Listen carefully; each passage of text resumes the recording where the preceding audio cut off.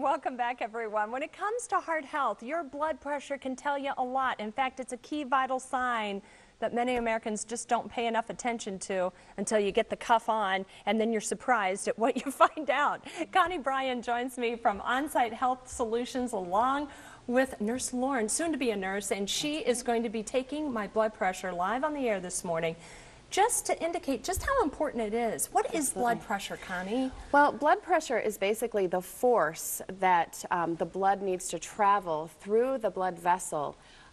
Basically, it's how hard your heart has to work to push the blood through that blood vessel. So the higher your blood pressure is, the harder your heart has to work to push the blood through. And we don't want to overstrain the heart if we can help it. Okay, Lauren is actually pumping up the cuff right now. How often should you get this taken? Well, really, it's important to get a yearly annual physical and make sure that it's part of that. But if you have high blood pressure or you have a history of high blood pressure in your family, it's very important to get it taken more often. So having a discussion with your doctor about that would make sense. Oh, and there goes the blood pressure off. All right, so what was my blood pressure, Lauren? 122/84. 122/84, that was the number. Okay. So what does that mean? Well, 122/84 would be considered actually pre-hypertensive.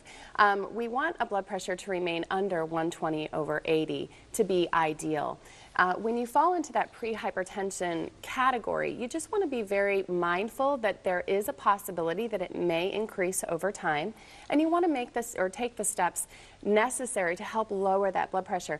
There are all kinds of things that come into play. We talked about this earlier. White coat syndrome is something that people talk about all the time. It's anxiety, basically. Absolutely, absolutely. Going into your doctor's office and being nervous, oh my gosh, it might be high. So it's something that you definitely want to just recheck from time to time. You're on the air right now. You've been drinking coffee. So there are different variables that can make that blood pressure go up. Yeah, because usually I'm a 120/60 kind of girl. Yes, so. and that's an excellent, excellent blood pressure. That bottom number tells me how hard your heart is working at rest, and we want your heart to work or to rest, so we don't want it to work too hard. What about controllable risk factors? Oh my goodness. You know, blood pressure is such oftentimes tied into lifestyle. Absolutely. You know, you need to make sure that you are not smoking. Smoking increases the inflammation in the blood vessels. So if your blood vessel is very inflamed, then obviously your heart is going to have to work harder. Absolutely. So not smoking is one of the controllable risk factors. Your weight? Your weight makes a huge difference. Keeping that body mass index under 30 is so very important. And if you're not exactly sure what your body mass index is, there are so many things online. Body mass index calculators is what they're called, and you can just Google that and absolutely find out what your BMI is, but keep it under 30. And your sodium, watch that. There's salt in everything. There is salt in everything that's already made for you. There's salt in that. So you want to make sure that you stay under 1,500 milligrams, which is the new recommendation, and that is very restrictive. Yeah.